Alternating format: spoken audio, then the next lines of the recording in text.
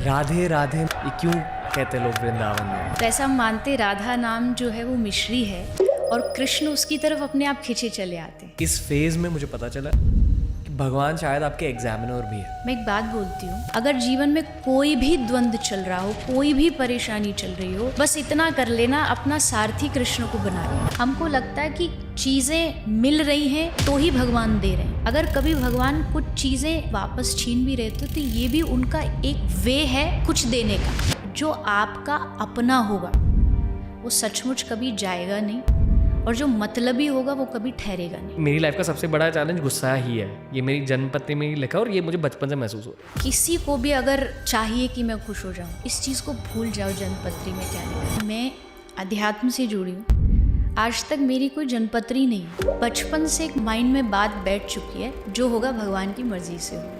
तो कभी भी बुरा भी हुआ तो भी वो अच्छा ही लगा, क्योंकि पता वो कर रहा है। तो राधा रानी के जो पिता है वृषभान जी, उन्होंने वृंदावन की जो एंट्री है वहीं पर एक सुरक्षा कर्मी खड़ा किया और जो भी एंट्री करता उसको कहा कि यहाँ कोई कृष्ण नहीं बोलेगा, क्योंकि आई थिंक सनातन धर्म में एक राइवलरी चल रही है ऑनलाइन। धर्म के नाम पे लड़ने वाले तो आई थिंक मुझे लगता है कि कुछ भी नहीं जानते। देवी देवता आपस में नहीं लड़ रहे और तुम उनका नाम ले लेकर के लड़े जा रहे हो, उनके बारे में न जानते हो।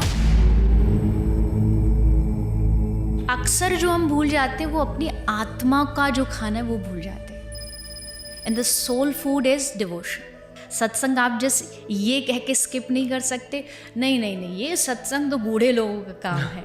नहीं, ये आपका काम है। अगर आप चाहते हो आपकी लाइफ एकदम ट्रैक पर चले, खुशहाल रहे, आपको ये करना होगा।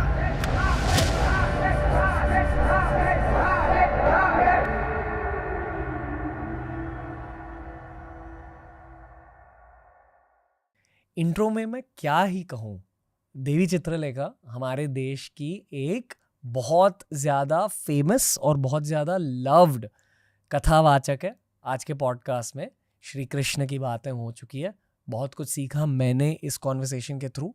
आई एम श्योर जो पॉजिटिव एनर्जी और जो स्पिरिचुअल कामिंग एनर्जी हमें फील हुई इस कॉन्वर्सेशन में देवी जी से बात करते हुए, वो आपको भी फील हो जाएगी। ये एक वो वाला TRS एपिसोड है, थोड़ा सा इथीरियल, थोड़ा सा स्पिरिचुअल और पूरी तरह से धार्मिक। ये है हमारा एपिसोड देवी चित्रलेखा जी के साथ TRS पर।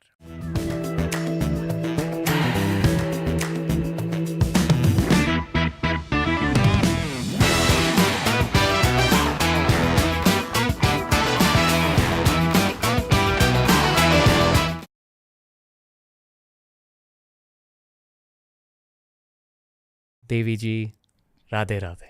राधे राधे।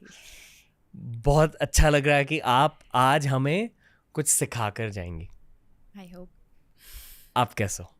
मैं बहुत अच्छी हूँ, भगवान की बहुत कृपा है। एंड आई होप आप भी बहुत अच्छे हैं। मैं ऑनेस्टली लाइफ में थोड़ी टेंशन में हूँ।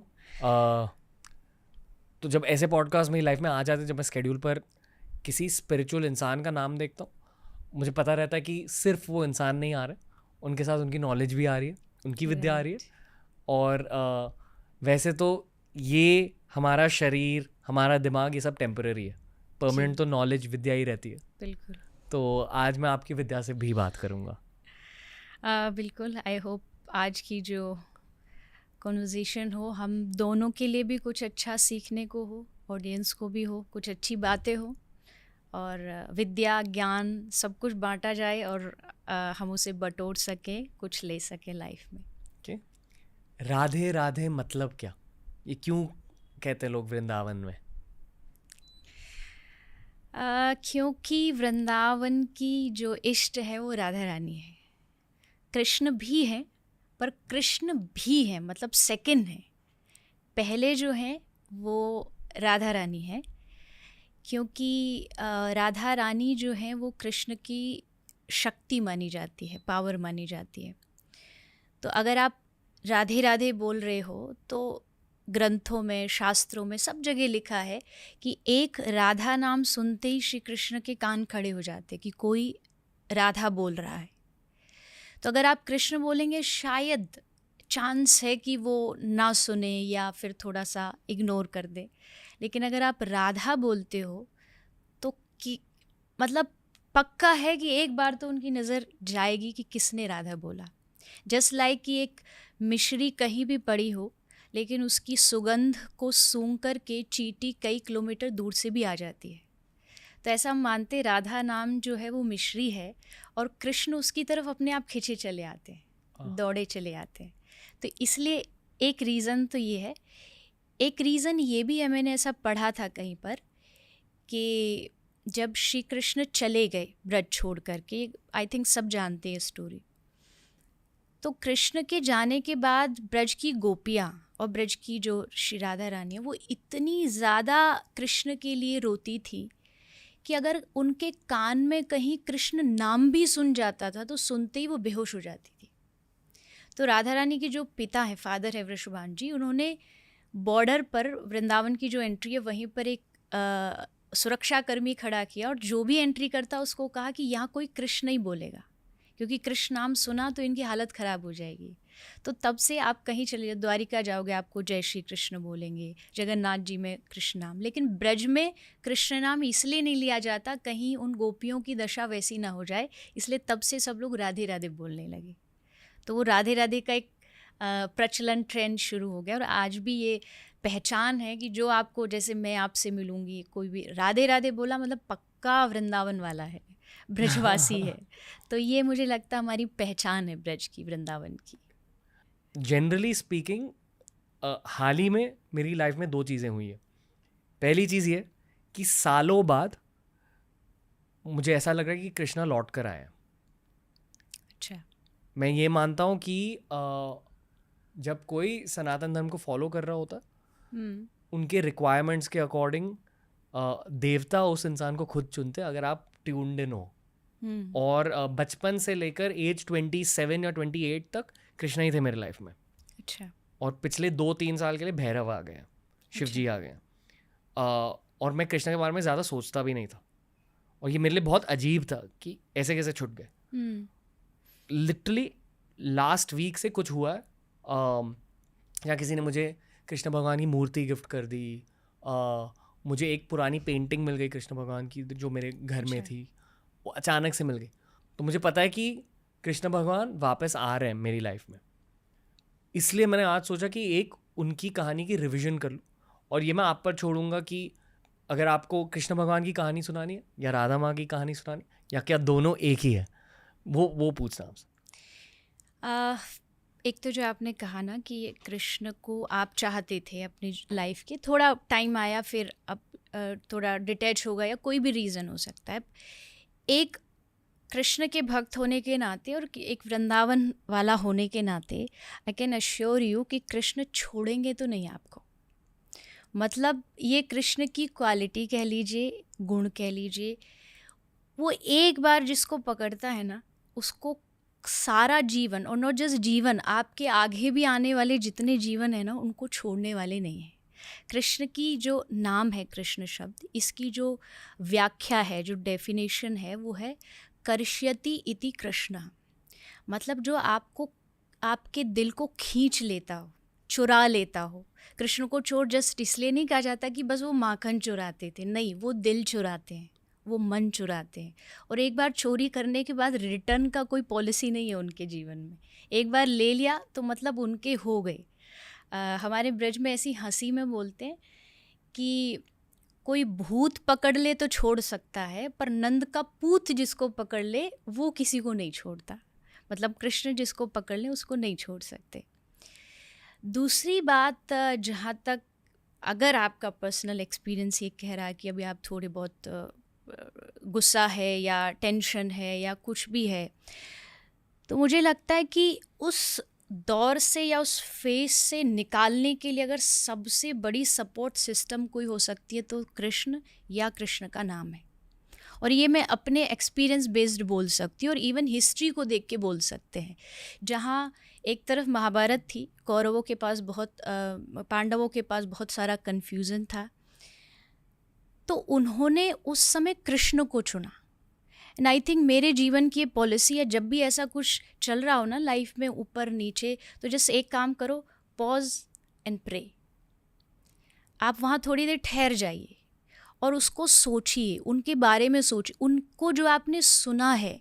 अगर जीवन में कोई भी द्वंद्व चल रहा हो, कोई भी परेशानी चल रही हो, बस इतना कर लेना, अपना सारथी कृष्ण को बना लेना, और उसका रिजल्ट, उसकी जो डेस्टिनी है वो ऑलवेज विक्ट्री ही होगी। क्योंकि हमने इतिहास पढ़ा है, 100 कौरवों पर जो जीत हुई वो 5 पांडवों की हुई, जबकि ये एक इम्पॉसिबल टास्क है। अगर आप लॉजिकली सोचेंगे तो 100 लोग हमेशा जीतेंगे रादर देन 5 लोग, क्योंकि उनके पास पावर ज़्यादा थी, उनके पास अक्षौणी सेना थी, नारायणी सेना, जिसके सामने स्वर्ग का इंद्र भी हार जाता है, बट वहाँ जीते पांडव। तो मुझे लगता आप नहीं, हम सबकी लाइफ में ऐसा एक टाइम फेज़ आता ही है जब आदमी थोड़ा सा कंफ्यूजिंग उसका दौर चलता है, तो उस समय कृष्ण से बेहतर सारथी कोई नहीं हो सकता। आपको कभी गुस्सा महसूस होता है, लेकिन ऐसा नहीं कि अगर मैं यहाँ बैठी हूँ तो अभी या मेरे माइंड में ऐसा चल रहा होगा। एक फेज़ हो सकता है 5 मिनट का, 10 मिनट का, और मे बी वो 5-10 मिनट का भी एक्सट्रीम लेवल वाला नहीं होता। जो लोग कुछ कहते हैं ना, भाई मेरा कंट्रोल नहीं है, नहीं मेरा कंट्रोल है। और मैं ये अक्सर बात कहती हूँ कि ऐसा नहीं, कंट्रोल सबके पास होता है, ऐसा कोई नहीं है जिसके पास कंट्रोल नहीं है। क्योंकि अगर गुस्सा कंट्रोल करने का पावर हमारे हाथ में नहीं होता, तो फिर हम अपने से जो बड़े पद पे होते हैं उन पर गुस्सा क्यों नहीं करते। लाइक हमारा बॉस है, उस पर हम गुस्सा क्यों नहीं करते, क्योंकि हमें पता 2 मिनट में फायर कर देगा। तो इसलिए हम उस गुस्से को वहाँ कंट्रोल कर लेते हैं, फिर जाके गुस्सा कहाँ उतारेंगे, जो वॉचमैन खड़ा होगा, क्योंकि हमें पता है उसका पावर शायद हमसे कम है।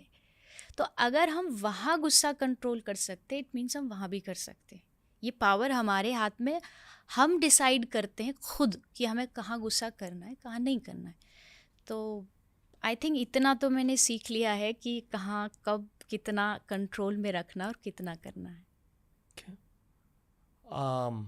मेरी दिक्कत ये है कि मैं खुद पर गुस्सा हो जाता हूँ मेनली, कभी कभी दूसरों पे, पर बहुत रेयर होता है वो। पर मोस्टली अंदर ही अंदर आग जल रही होती है। पर मैं इस फेज से निकल चुका था बहुत वक्त के लिए। जब 22 साल की उम्र में मैंने मेडिटेशन स्टार्ट करी थी और इस पर कॉन्शियसली फोकस किया। मैं मानता हूँ कि हर इंसान की लाइफ में, एक्चुअली एस्ट्रोलॉजी में भी एक चीज़ होती है कि हर इंसान की लाइफ में एक चैलेंज दिया जाता है। तो मेरी लाइफ में मेरा वो चैलेंज मार्स है, मंगल है। अच्छा। तो मेरी लाइफ का सबसे बड़ा चैलेंज गुस्सा ही है। ये मेरी जन्म पत्री में ही लिखा है और ये मुझे बचपन से महसूस होता है। अब दूसरों पर गुस्सा इतना नहीं होता है, कभी कभी होता है, पर बहुत रेयर है। खुद पर ही है, अंदर ही अंदर आग जल रही है। तो मैं कोशिश करूंगा आज उस आग को बुझाने की आपकी कथा के थ्रू। आई होप, कृष्ण तो है ही ऐसे, कृष्ण की शक्ति ऐसी है। मैं कहती हूँ कि चिंता करे तो मिले बीमारी, और चिंतन करे तो मिले बिहारी। मतलब कृष्ण का चिंतन करोगे तो आपको ऑटोमेटिकली लाइफ में कहीं भी कोई भी स्ट्रेस, कोई भी टेंशन होगी। मैं ये नहीं कह रही कि नहीं होगी, ये लाइफ है ही ऐसी कि यहाँ चीज़ें हमेशा बदलने के लिए ही बनी हैं। चीज़ें बदलती हैं, रिश्ते बदलते हैं, लोग बदलते हैं, सिचुएशंस बदलती हैं, बट उन सिचुएशंस में भी एक इनर स्ट्रेंथ जो होती है ना, वो सबसे ज़्यादा ज़रूरी होती है। और वो आपको बाहर के प्रोडक्ट्स नहीं दे सकते, कभी भी नहीं दे सकते। द रीज़न इज़, आज हम लोग जो सबसे ज़्यादा दुखी हैं वो इसीलिए है कि वो स्ट्रेंथ हम बाहर से पाने की कोशिश कर रहे हैं।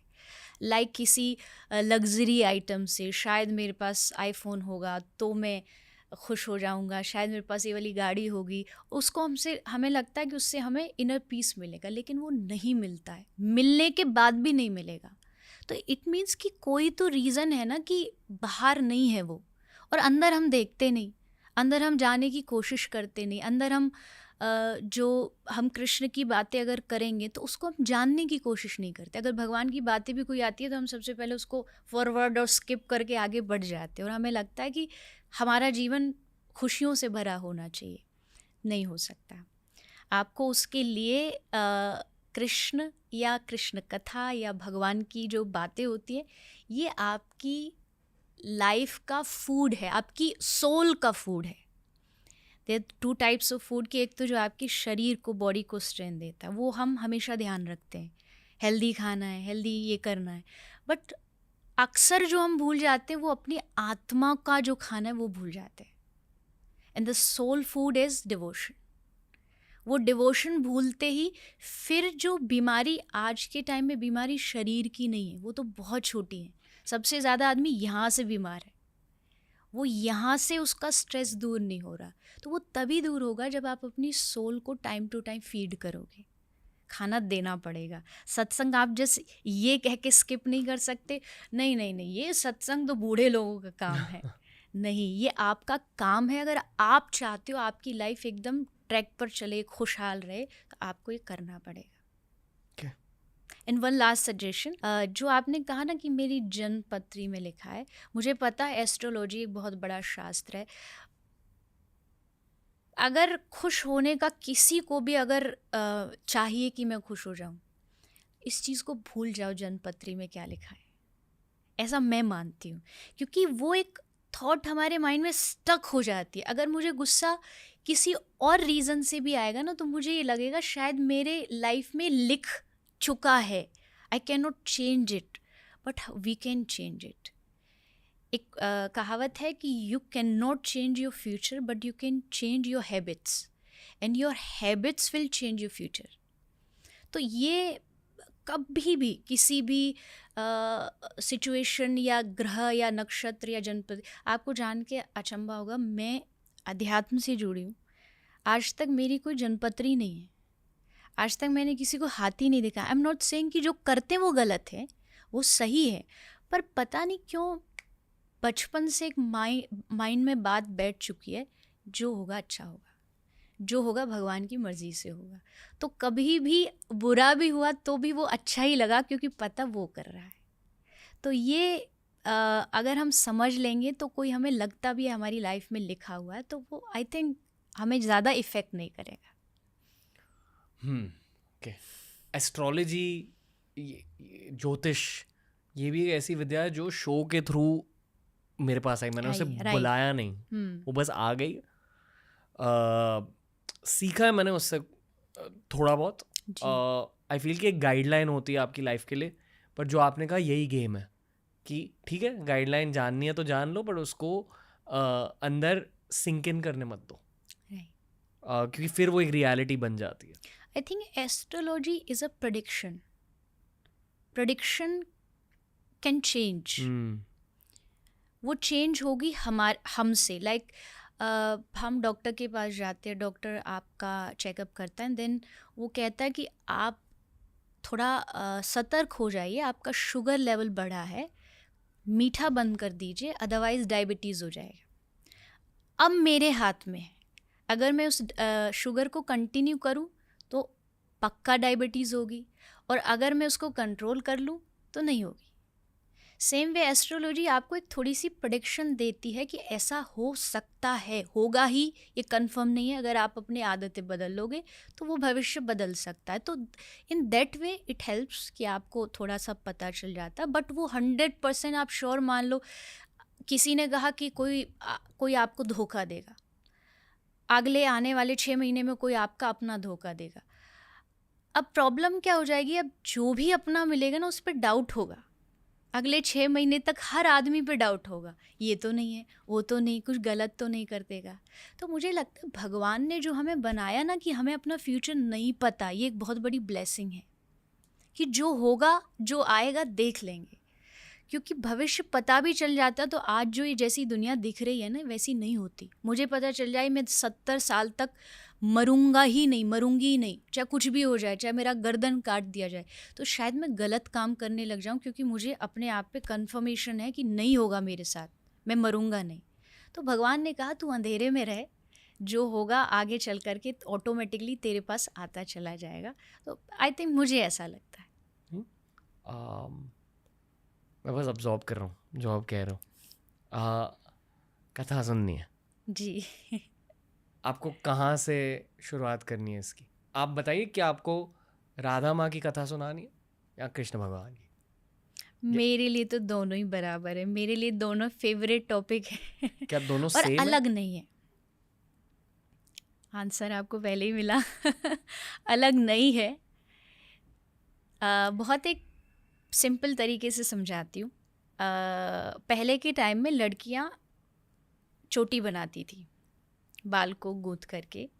उसमें होता क्या है, उसमें बाल होते हैं, एक ही बाल है, एक ही लड़की के बाल है, बट उसको क्या किया जाता है, उसका पार्ट कर दिया जाता है, 3 उसके पार्ट किए, एंड देन 3 पार्ट करके उसको एक दूसरे के ऊपर ऐसे चढ़ाया जाता है। बाल तो वैसे ही स्ट्रेट थे, बट उसको करके उसका थोड़ा सा और अच्छा बना दिया, उसको एक डिज़ाइन अच्छा बना दिया। राधा और कृष्ण एक है, लेकिन अब उसको और अच्छा बनाना है, सजाना है, तो पहले उनको 2 बनाया गया। एक कृष्ण बने और एक राधा बनी, और फिर उन दोनों का जो मिलना है, वो जब दोनों मिले तो उससे फिर जो लीला बनी, जिसको कृष्ण लीला, महारास लीला, जो भी निकुंज लीला कहते, उससे फिर रस बढ़ा। वो थे एक ही, पर रस को बढ़ाने के लिए वो 2 बने, उन्होंने 2 रूप धारण किए, एंड देन फिर वो दोनों जाकर के एक में मिल गए। तो अलग वाला सिस्टम तो यहाँ है ही नहीं। अलग समझना उनको या अलग बोलना उनको, जैसे लोग बोलते हैं कि उनकी शादी क्यों नहीं हुई। अगर इतना ही प्यार था, इतना ही प्रेम था, तो शादी क्यों नहीं करी? तो मैं कहती हूँ कि शादी के लिए तो हमेशा 2 लोग चाहिए, तब तो शादी होगी। जब 2 थे ही नहीं तो शादी कैसे कर लोगे? वो दोनों एक ही थे, आप अपने आप ही से शादी नहीं कर सकते, यू नीड अ पर्सन।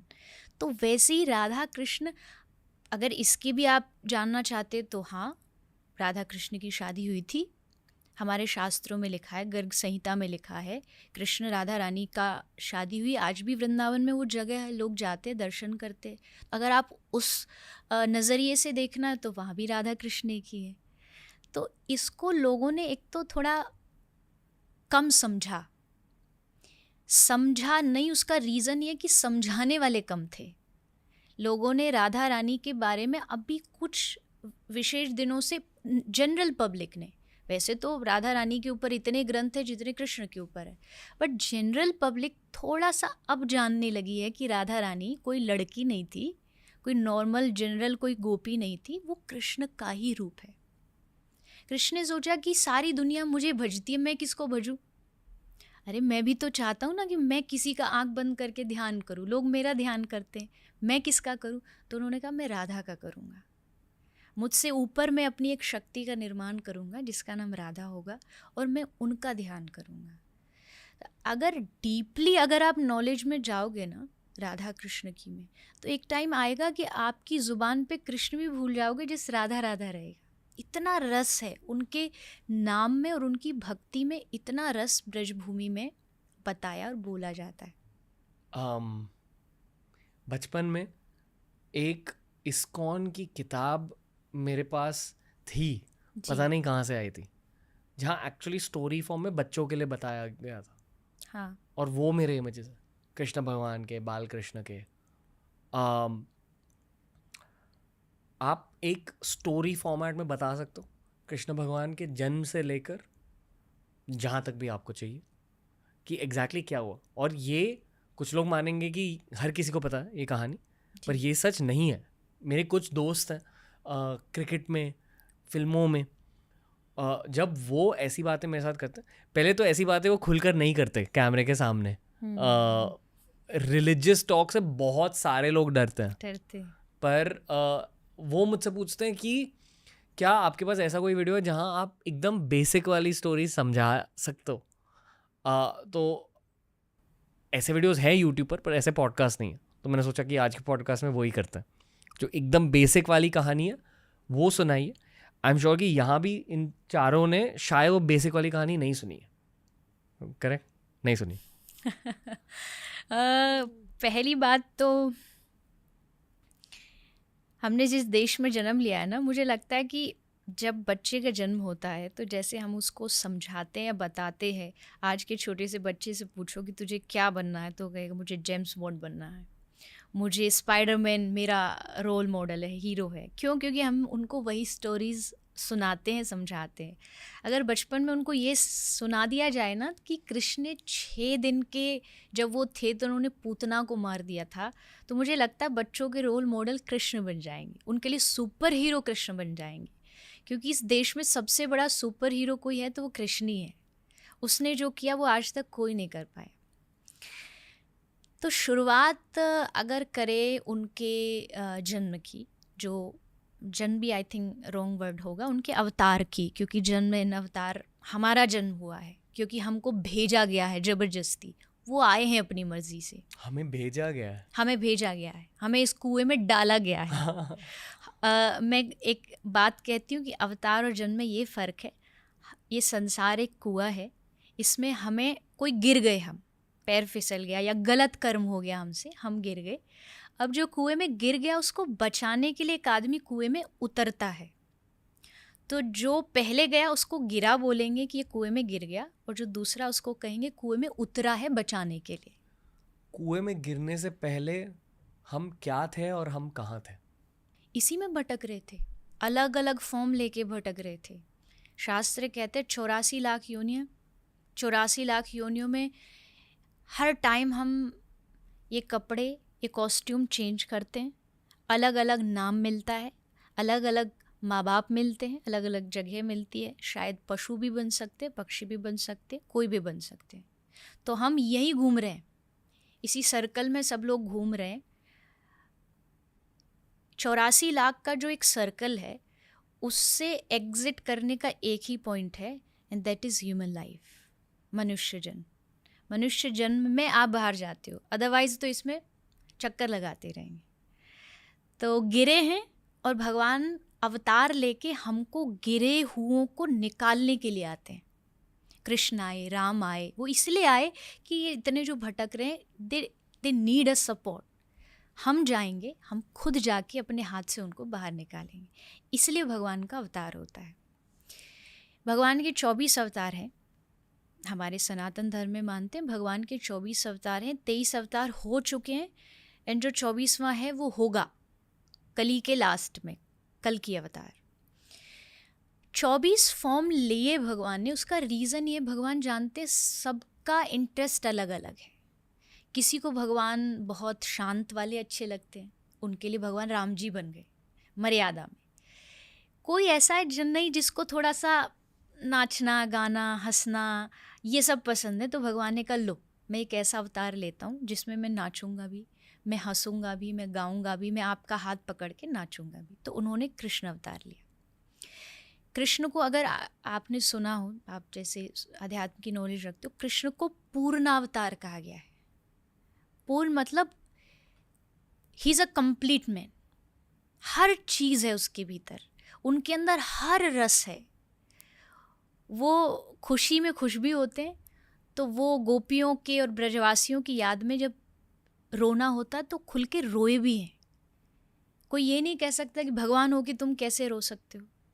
भगवान ने कहा जो मुझसे प्रेम करेगा मैं उसके लिए रोऊंगा, कोई मुझसे मेरे पास आएगा मैं उसका हाथ पकड़ के खूब नाचूंगा। तो वो है कृष्ण, मतलब एक कंप्लीट मैन है, सारे रस हैं कृष्ण के भीतर। तो इसलिए भगवान ने वो अवतार लिया।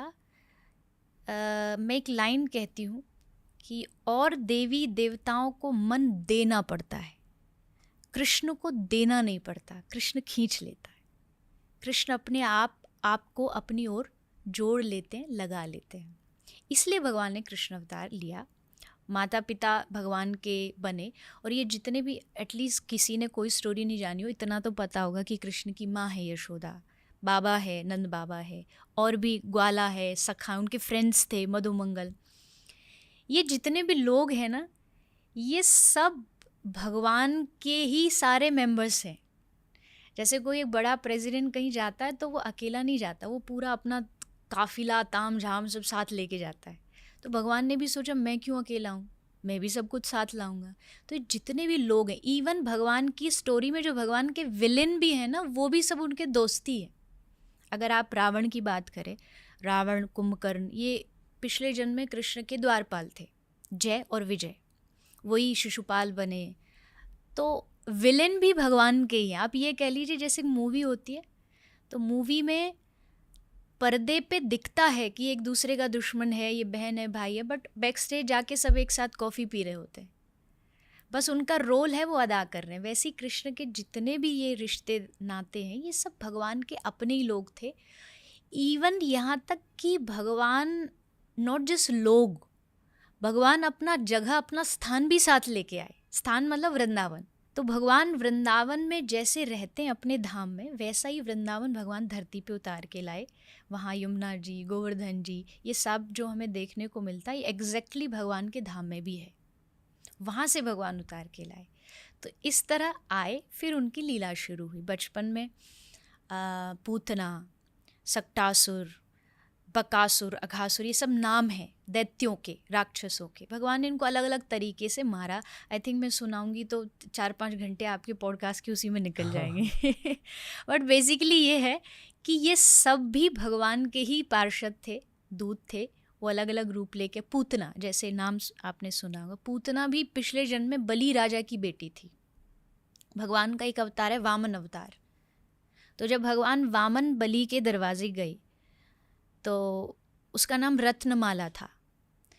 तो जब वामन भगवान बहुत सुंदर थे, बहुत सुंदर, बहुत क्यूट से बच्चे बालक थे, तो रत्नमाला को देख के लगा कि ऐसा तो मेरा बच्चा होना चाहिए। तो भगवान ने उसी टाइम उसको कह दिया कि तेरी इच्छा पूरी हो। बट फिर इस कहानी आती है कि वामन भगवान ने 3 पग भूमि लेके बलि से सब कुछ छीन लिया उसका। तो बेटी को गुस्सा आया, उसने कहा ऐसा बच्चा मेरा होता तो मैं तो उसको दूध में जहर मिला के पिला देती। तो भगवान ने कहा तेरी ये इच्छा भी पूरी हो। तो वही नेक्स्ट लाइफ में पूतना बनी। उसने माँ के जैसे भगवान को दूध पिलाया और एक शत्रु के जैसे जहर भी पिलाया। भगवान ने उसके स्तन से दूध पिया। तो ये एक एग्जाम्पल है। ऐसे जितने भी भगवान के ये जितने भी राक्षस हुए, ये सब पिछले जन्म के कोई ना कोई थे जो भगवान का इस लाइफ में लीला में हेल्प करने आए। उन्हें पता था? हाँ बिल्कुल। क्या कंस को पता था कि वो? नहीं, कंस नहीं जानता था। कंस को लगे ये सारे मेरे टीम वाले हैं, बट उसे नहीं पता था ये सारे इनके टीम वाले हैं। या एक ये भी कह लीजिए कि जो जिन्होंने गलतियाँ की, कोई अपराध हुआ, वो यहाँ राक्षस बन के आए। शायद उनको भी नहीं पता था कि जो उन्होंने पाप किए उसके फल से आज वो भगवान के शत्रु बन के आए, दुश्मन बन के आए। लेकिन भगवान को पता है। इसलिए जब भी हम कहते ना भगवान ने ब्रज में, कभी भी हम ये नहीं कहते कि उन्होंने इनको मारा, क्योंकि मारना भगवान की क्वालिटी नहीं है। भगवान की क्वालिटी है तारना, मीन्स उद्धार करना। तो ऐसा लिखा है भागवत जी में, पूतना मरी तो तुरंत विमान आया और विमान में बिठा के पूतना को जहाँ उन्होंने अपनी माँ देवकी और यशोदा को रखा, वहाँ वही गति, वो मुक्ति उन्होंने पूतना को दी। तो भगवान तो ऑफ कोर्स वो अंतर्यामी, उनको सब पता है कि यहाँ सामने जो मेरा आया ये दुश्मन नहीं है, मेरा ही है। जो कृष्ण भगवान के जन्म की कहानी है जो जेल में हुई जी, उसका कॉन्टेक्स्ट दीजिए और ये भी बताइए कि कंस कौन थे। कंस एक कालनेमी नाम का असुर था लास्ट लाइफ में, पिछले जन्म में। और कंस की ही चचेरी बहन, मतलब कंस के चाचा हैं कंस के चाचा हैं, उनकी बेटी जो देवकी माता हैं, बहुत प्यार करता था कंस अपनी बहन से। उसको बहुत लाड था। इवन जब उनकी शादी हुई तो शादी में अक्सर कोई सारथी जाता है रथ में बिठा के उनको विदाई करने के लिए। कंस बोले मैं जाऊंगा, मेरी बहन है, मैं उसको ससुराल तक छोड़ के आऊँगा, मैं प्यार करता हूँ इसको। तो लेके जा रहा था और फिर रास्ते में वो आकाशवाणी हो गई। देवताओं ने सतर्क कर दिया कि जिसको तू इतने प्यार से ले जा रहा है, इसी देवकी का 8वां जो बेटा होगा, पुत्र होगा, वो तुझे मारेगा। बस तुरंत चेंज। अब तक जितना प्यार था देवकी से वो एकदम टर्न हो गया और तलवार लेके मारने लग गया। तो देवकी के जो पति हैं श्री वसुदेव जी, भगवान के फादर, उन्होंने कंस को थोड़ा समझा बुझा के मनवा लिया कि देवकी को मत मारो। देवकी का 8वां बच्चा होगा या जितने भी 8 बच्चे होंगे मैं सबको लाके तुम्हें दूंगा, तुम उनका जो करना चाहो करना। तो कंस ने एक एक करके सब बच्चों को मारना शुरू कर दिया। जैसे जैसे 6 बच्चे हुए 6 को मार दिया। अब सातवां जो देवकी का पुत्र है माता देवकी के, वो है बलराम जी। अब भगवान की देखो प्लानिंग, देखो क्या कैसे प्लान करके आई अपना पूरा लीला। देवकी माता का सातवां जो बेटा है उसको भगवान ने योग माया से कह के ट्रांसफर कराया रोहिणी माता के घर में। रोहिणी मैया वसुदेव जी की दूसरी पत्नी है जो ब्रज रहती थी, कंस के डर के मारे रहती थी। तो भगवान ने योग माया को कहा देवकी मैया का जो 7 चाइल्ड है उसको जाके रोहिणी माता के घर में डाल दो ताकि वो बच जाए और बलराम जी का जन्म हो जाए। तो कृष्ण के बड़े भाई जो बलराम जी हैं वो रोहिणी जी के गर्भ से पैदा हुए। और फिर बारी आई 8वें की, कृष्ण आने वाले हैं। कृष्ण जानते हैं कि कंस ने बहुत सिक्योरिटी लगा रखी थी, ताले बंद, वसुदेव देवकी के हाथों में हथकड़ियाँ, बहुत सारे अंगरक्षक खड़े हैं। पर कृष्ण सर्व सामर्थ्य, वो कुछ भी कर सकते हैं। जैसे वो आए, आते ही उनका जन्म हुआ। जन्म मतलब वो ऐसे नहीं आए कि गर्भ से पैदा हुए, वो एक अवतार लेके आए। शंख चक्र उनके हाथ में था, 4 भुजाएं थी। तब देवकी माँ ने निवेदन किया कि आप बच्चे बनो, मैं आपको छोटे बालक के रूप में देखना चाहती हूँ। तो वो बच्चे बन गए और कहा कि अब मुझे गोकुल छोड़ाओ, मैं आऊँगा 11 साल बाद वापस। तो श्री वसुदेव जी उनको सर पे रख के ले जा रहे हैं। और कृपा देखिए भगवान की कि सर पर भगवान आते ही उनके हाथों की हथकड़ियाँ ऑटोमेटिकली टूट गई। दरवाजे के जो ताले थे वो सब ऑटोमेटिकली टूट गए। जितने पहरेदार, सिक्योरिटी गार्ड, सबको नींद आ गई, सो गए।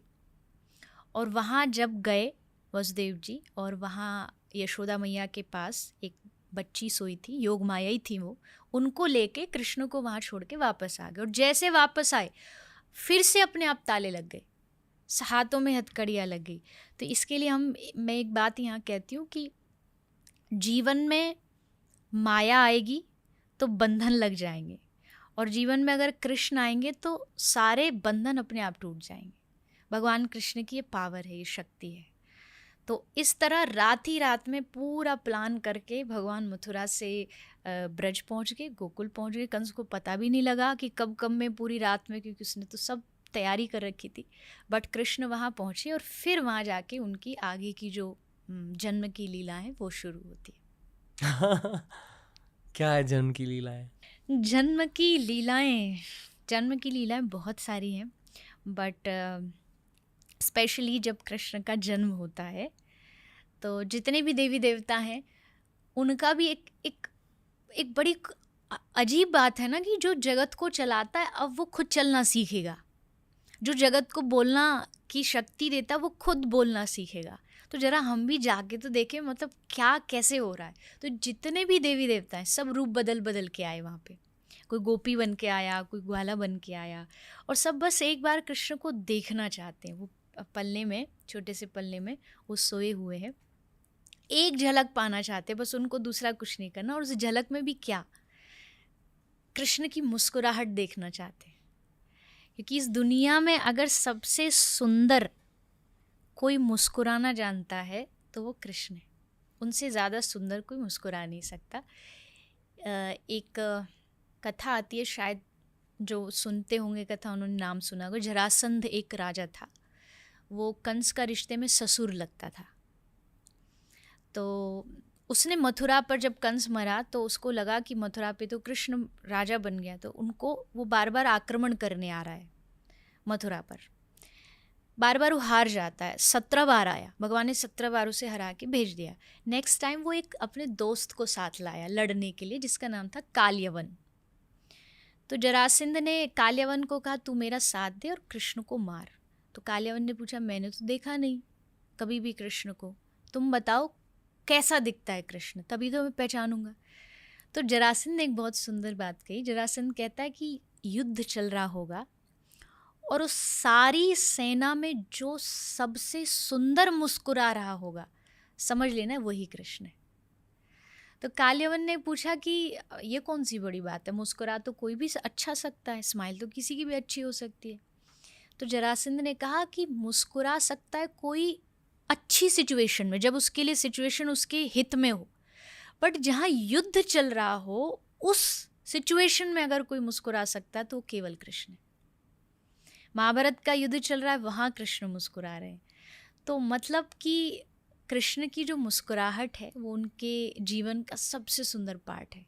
उसको देखने के लिए कृष्ण के जन्म पर सारे देवी देवता आते हैं, इवन लक्ष्मी जी भी आती हैं। लक्ष्मी जी ने सोचा कि है तो हमारे पतिदेव हस्बैंड, पर बालक रूप में आए तो हम भी जा करके ज़रा देखें कि कैसे दिखते हैं। तो लक्ष्मी, कुबेर, ब्रह्मा जी, शंकर जी सब आए। सब ने आकर के भगवान कृष्ण का दर्शन, शंकर भगवान आए।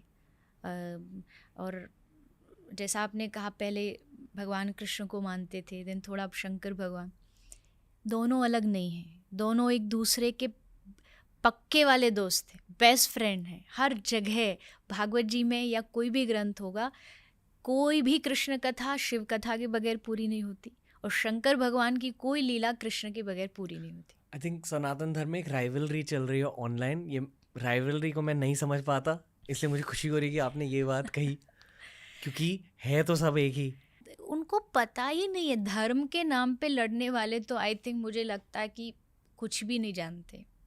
धर्म के नाम पे जो लड़ रहा है, देवी देवताओं के नाम पे, भगवान देवी देवता आपस में नहीं लड़ रहे और तुम उनका नाम ले लेकर के लड़े जा रहे हो, उनके बारे में न जानते हुए।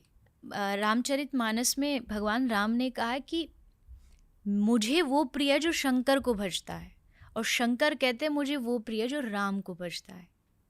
उन दोनों राइवलरी सोचना ही एक मूर्खता है। आप एक बहुत बड़ा पाप और एक बहुत बड़ा अपराध कमा रहे हो अगर आप ये कहते हो कि नहीं, तेरा वाला छोटा, मेरा वाला भगवान बड़ा है। नहीं, बिल्कुल भी नहीं। सबके लिए अपनी अपनी स्थान है। हाँ, ये हो सकता है कि अब मेरे लिए जो कृष्ण है वो कृष्ण ही रहेंगे, उनका प्यार जो उनके लिए वो रहेगा, वो मेरे लिए हमेशा अलग रहेगा। बट उसका मतलब ये थोड़ी ना कि जो दूसरे देवी देवता हैं वो मेरे लिए कोई वैल्यू या सम्मान नहीं। नहीं, बिल्कुल नहीं।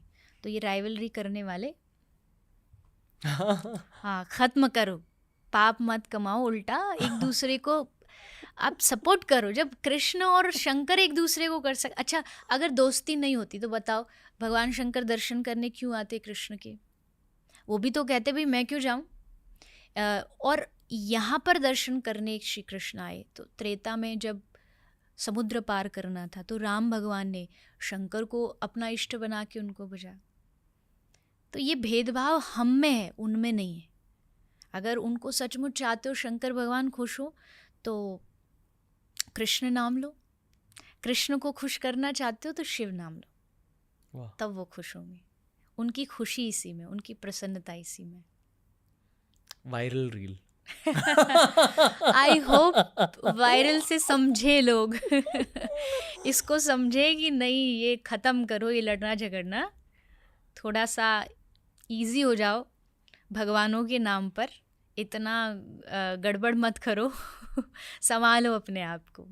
क्योंकि इससे होता क्या, देखिए ये तो चलो हंसने वाली बात हो गई, बट सारे दूसरे धर्म में जब ये बात पहुंचती है ना तो लोग फिर कहते हैं अरे कैसे आपस में ही लड़ रहे हैं, इनको पता ही नहीं क्या कौन शंकर, कौन कृष्ण, कौन राम। तो हमारा धर्म बहुत ज़्यादा फ्लेक्सिबल है, ये अच्छी बात है, बट उस फ्लेक्सिबिलिटी का फ़ायदा नहीं उठाइए। इतना फ़ायदा नहीं उठा दीजिए कि आप उसको मजाक बना के रख दो। मजाक नहीं है, it's a very serious thing, serious topic है। तो उसकी जो सीरियसनेस है, उसकी जो गंभीरता है, उसको समझना चाहिए। okay. मेरा गुस्सा ठंडा हो गया ये तो आई थिंक बेस्ट कॉम्प्लीमेंट होगा मेरे लिए अच्छा लग रहा है जा अभी, और अभी समझ आ रहा है कि किस न किस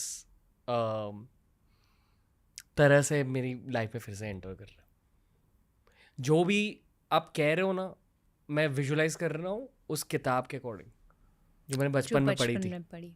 और वो फोटोज मेरे दिमाग में फिर से चल रहा है। और पता नहीं क्यों पर वो फोटोज मुझे एग्जैक्टली याद है। बहुत घूरता था उन फोटोज को, और वो फिर से रिप्ले हो रहे हैं मेरे दिमाग में।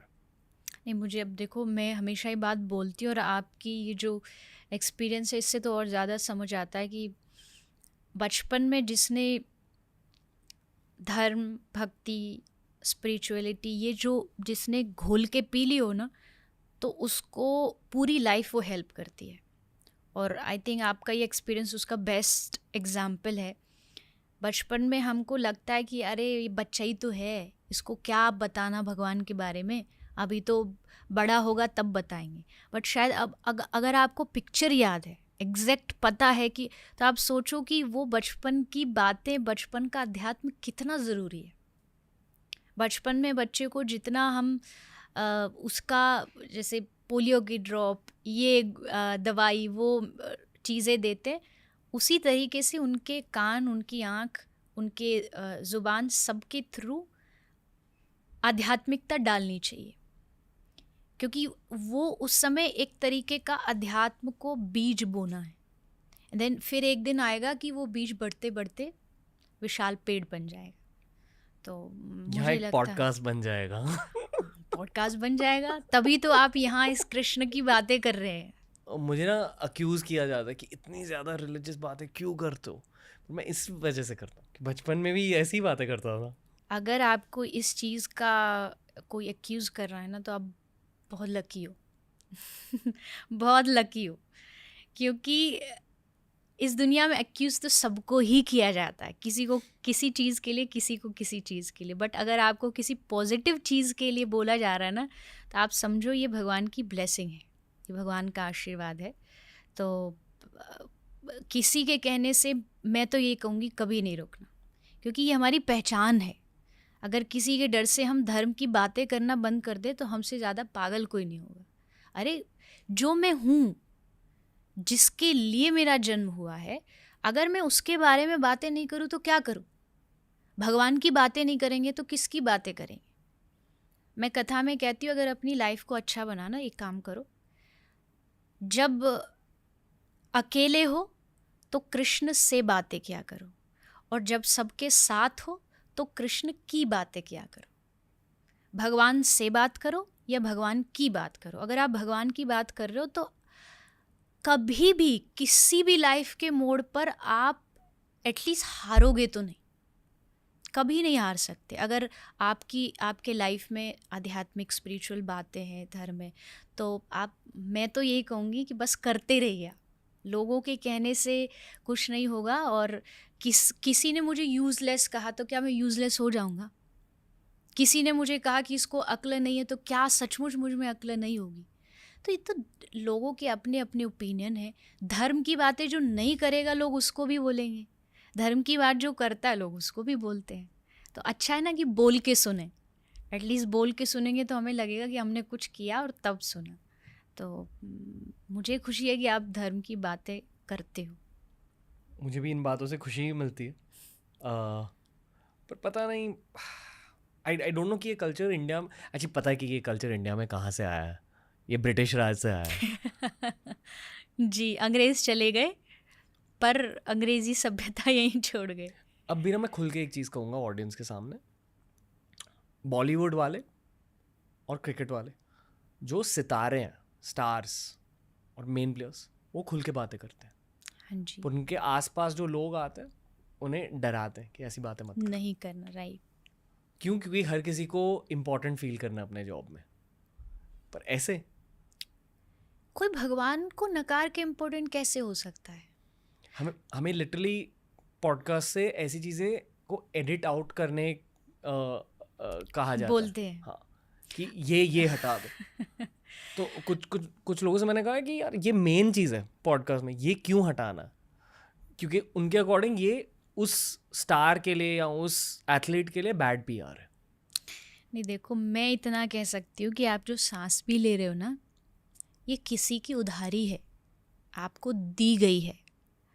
आपने इसको कहीं से कमाया नहीं है, ये कोई दे रहा है। और जो दे रहा है, आप उसी की एग्जिस्टेंस पर उंगली उठाते हो या आपको उसी के बारे में बोलने में शर्म आती है। तो बस इतना सोच लो, जिसने आपको इतना कुछ दिया है वो छीन भी सकता है, वो ले भी सकता है। इस घमंड में कभी नहीं रहना, कोई भी। मुझे तो नहीं पता किस पर जैसा आपने कहा एक्सपीरियंस बेस्ड होता है कि लोगों को लगता है कि इस बारे में, भगवान के बारे में, भक्ति, धर्म, ये सब बारे में, उसकी वजह से हम हैं। भगवान ने जन्म न दिया होता तो आज इस धरती पर नहीं हो रहे होते। इसी मोमेंट पर अगर वो एक सेकंड के लिए सांस रोक दे तो दुनिया के किसी बड़े से बड़े राजा या पैसे वाले आदमी में ताकत नहीं कि आपकी सांस वापस लौटा सके। तो इतनी बड़ी जो शक्ति है, इतनी बड़ी जो पावर है, जिसकी वजह से दुनिया में और आप चल रहे हैं, बोल पा रहे, आप उसके लिए बोलने में शर्माते हो नहीं। आपको तो उसके बारे में मतलब हर रोज़ सुबह उठ कर के खुद भी धन्यवाद देना चाहिए उसको कि उसने आपको एक और मौका दिया, एक और दिन दिया, और इवन आपको उसको खुल के लोगों तक भी पहुंचाना चाहिए। वो आपकी शक्ति बनेगा। भगवान के बारे में जो लोग बातें करते, आपने कभी किसी को देखा कि कोई संत या भगवान की बातें करने वाले डिप्रेशन की गोलियां खा रहा है? किसी संत को डिप्रेशन की गोलियां खाते कभी सुना हो? मैंने तो शायद नहीं सुना आज तक। जो भी होगा वो वही होगा जो भगवान से दूर होगा, क्योंकि उसको जीवन जीने का तरीका नहीं पता, इसलिए वो डिप्रेशन में गया, इसलिए वो डिप्रेस्ड हुआ है। तो उससे अगर आगे आपको बढ़ना है तो उधर तो आपको जाना पड़ेगा, भगवान की ओर जाना पड़ेगा। तो जो ऐसा सोच रहे हैं, आई थिंक वो ये पॉडकास्ट सुनेंगे तो नेक्स्ट टाइम वो भी ऐसे खुल के माइक पे बोलेंगे, नहीं मैं उठता हूँ, मैं पूजा करता हूँ, क्योंकि वो मेरी लाइफ का एक हिस्सा है। मैं उठता हूँ तो मुझे एहसास होता है कि वो है भगवान मेरे साथ में। तो आई होप लोग समझे इस बात को। मेरा मानना ये है कि अगर आपके दिमाग में कहीं से एक थॉट आ गई कि क्रिएटिवली मुझे ये करना है या लाइफ में अब मुझे ये करना है, और वो थॉट आपके दिल में बैठ जाती है, फिर आपकी थॉट नहीं होती और कहीं से आई है, शायद भगवान ही डाल देते। और जो सबसे बड़े मोमेंट्स होते हैं किसी के करियर में, वो हमेशा एक थॉट से जन्मे होते हैं, वो थॉट भी भगवान ही डालते हैं जी। तो हाल ही में मैंने ही नहीं, आई फील कि मेरी पूरी टीम ने एक नेशनल अवार्ड जीता था जी। वो मेरा अवार्ड नहीं, पूरी टीम का अवार्ड है। राइट। मैं बस इस टीम का चेहरा हूँ। हाँ जी। ठीक है। जब मैं स्टेज पर गया, नेचुरली मुझे ये लगा था कि मैं एक वो सेलिब्रेशन करूँगा तीर कमांड वाला। हाँ जी, मैंने वीडियो देखा था। बहुत लोगों को अच्छा लगा, और वो मैंने ऐसे नहीं सोचा था कि अरे यहाँ एक मस्त रील निकलेगा, एंगेज, ऐसे नहीं सोचा, बस वो करना था। क्योंकि मैं बहुत ज़्यादा क्रिकेट और फुटबॉल देखता हूँ, और वहाँ सेलिब्रेशंस होते हैं, जब कोई गोल करता है तो कोई ऐसे कुछ सेलिब्रेशन कर ले। पर वो मैंने किया था अर्जुन के लिए, क्योंकि बचपन में मेरे आइडल वो थे। और वो जो पंछी वाली कहानी, आँख पे, उस कहानी से मैंने बहुत कुछ सीखा है, उस कहानी से मैंने बहुत कुछ अब्जॉर्ब किया जी। उस कहानी के लिए मैंने वो तीर कमांड वाली सेलिब्रेशन करी, लोगों को अच्छी लगी। पर मीडिया के बैक एंड में, यानी कि मीडिया जो लोग देखते हैं, ये फ्रंट एंड होता है, एक पूरी दुनिया होती है मीडिया की बैक एंड की, जहाँ बहुत सारे PR प्रोफेशनल्स होते हैं, जर्नलिज्म की दुनिया भी उसका एक हिस्सा होती है, एजेंसी ओनर्स होते हैं, मीडिया एंटरप्रेन्योर्स होते हैं। वहाँ उस मोमेंट को लेकर बहुत ज़्यादा क्रिटिसिज्म हुई थी, इसी वजह से कि यार ये देखो फेक, गिमिकी, इनजेन्युइन। आपको इस दुनिया में ऐसा कोई इंसान या ऐसा कोई भगवान मिला है जिसको हर आदमी प्रेज करता हो? क्या आपको ऐसा कोई इंसान मिला है जो हर इंसान, आई थिंक जितने भी एटलीस्ट भारत की बात करते हैं कि भारत में जितनी पॉपुलेशन है, क्या हर आदमी भगवान कृष्ण को चाहता है या उन पर उंगलियां भी उठाता है? तो अगर आप सर्च करेंगे, अपने आसपास ही देख लेंगे, तो 5 में से 3 लोग शायद प्यार करते और 2 लोग शायद ऑपोजिट में खड़े होंगे। तो जब भगवान की अपोजिशन में लोग हो सकते, तो क्या इंसान के में नहीं हो सकते?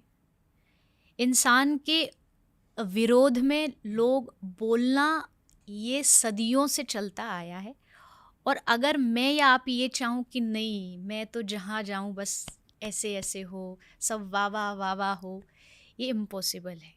भगवान के लिए नहीं पॉसिबल हो पाया तो हम इंसानों के लिए तो कभी नहीं हो सकता।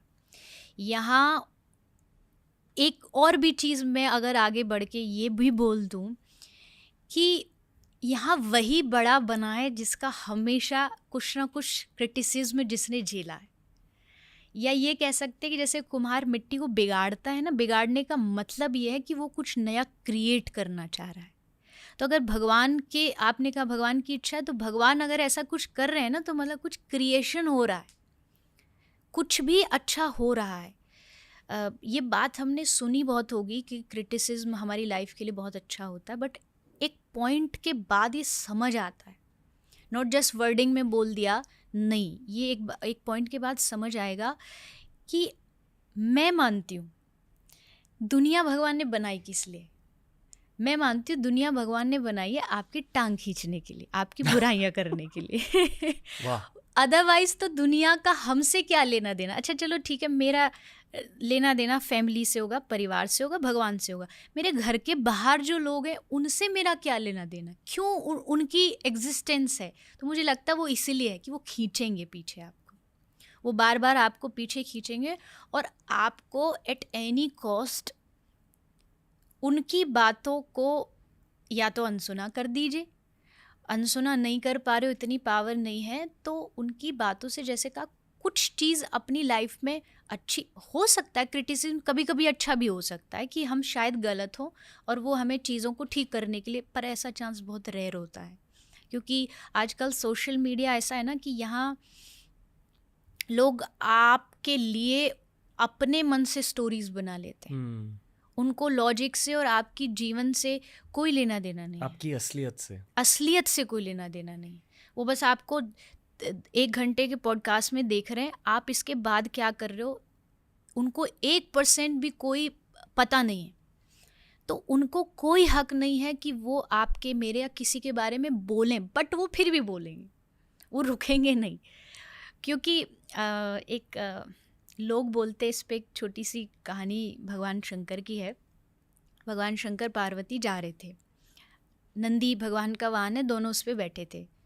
तो शंकर भगवान जा रहे हैं तो एक गांव में पहुँचे तो गांव वाले लोग बोले, अरे राम राम राम, देखो कितने निर्दयी लोग हैं, दोनों पशु के ऊपर बैठे हैं। एनिमल राइट्स वाले आ गए कि अरे दो लोग बैठे हैं। तो भगवान शंकर, माता पार्वती ने कहा क्या करे। तो भगवान शंकर, पार्वती जी बोली आप बैठो, मैं नीचे चलती हूँ। तो भगवान शंकर बैठ गए, पार्वती जी पैदल पैदल जा रहे। नेक्स्ट गांव में पहुँचे तो वहाँ गांव वाले ने देख के बोला, अरे राम राम राम, कैसा इंसान है, पत्नी पैदल जा रही है, खुद बैठा है नंदी पे।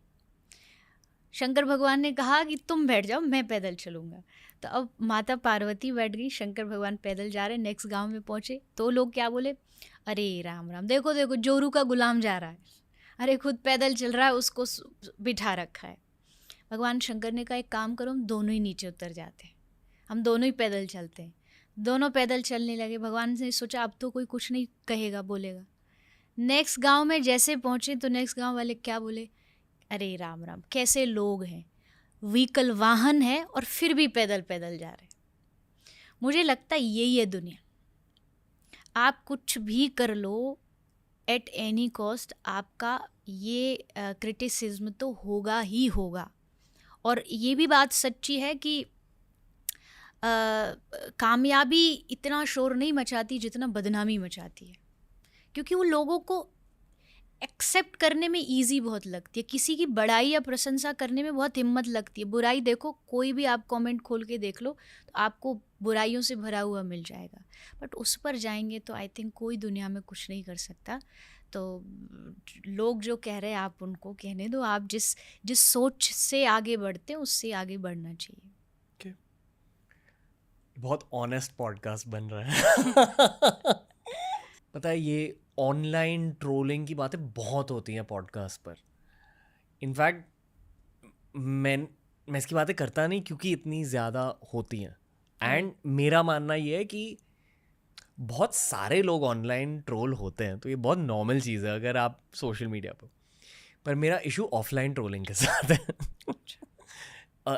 जो मैंने अब बात करी बैक एंड के बारे में या डिसीजन मेकर्स के बारे में, अलग कंपनीज के फाउंडर्स के बारे में, आई डोंट इवन माइंड अगर वो आपको क्रिटिसाइज़ कर रहे हैं, पर लोग कभी कभी ना करियर जेपर्डाइज करने की कोशिश करते हैं, मतलब आपसे अपॉर्चुनिटी छीन लेते हैं।